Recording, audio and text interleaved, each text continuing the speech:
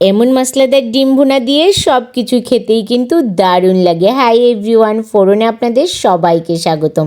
আজকে করছি মশলাদার ডিম ভুনা। একদম মশলায় ভরপুর থাকবে ডিমের ভেতরে। যা দিয়ে ইচ্ছে তা দিয়েই খেতে পারবেন, এতটাই মজা লাগে। ডিমটা কিন্তু হলুদ লবণ মেখে একটু গরম তেলে লাল লাল করে ভেজে তুলে রাখছি। এই তেলেই মেন যেটা ফোড়ন ছাড়া কোনো কিছুই কিন্তু অসম্পূর্ণ। সেই ফোড়নটা দিয়ে নিলাম তেজপাতা আর শুকনো মরিচ, তাতে 1 চামচ রসুন পেস্ট, আদা পেস্ট, প্রায় 4-5 চামচের মতন আমি দিয়েছি পেঁয়াজ পেস্ট দিয়ে মশলাটা একটু ভাজা ভাজা করে নিয়েছি। মানে মশলা থেকে কাঁচা গন্ধ চলে গেলেই হলুদ লবণ আর টমেটো পেস্ট দিয়ে সামান্য জল দিয়ে আবার মশলাটা ভালো করে একটু কষিয়ে নেব।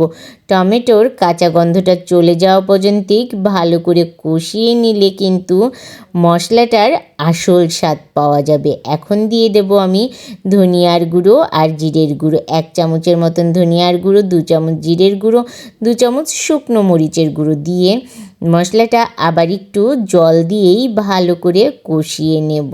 মশলার গা থেকে যতক্ষণ না তেল ছাড়ছে ততক্ষণ কিন্তু কষিয়ে নিতে হবে, তাহলেই কিন্তু ডিমের আসল টেস্ট পাওয়া যাবে এই মশলাদার ডিমের। ডিমটা এখন দিয়ে দিলাম। মশলা থেকে কিন্তু অনেকটাই তেল ছেড়ে দিয়েছে। ডিম দিয়ে আবার 5-7 মিনিট ভালো করে কষিয়ে নিলাম।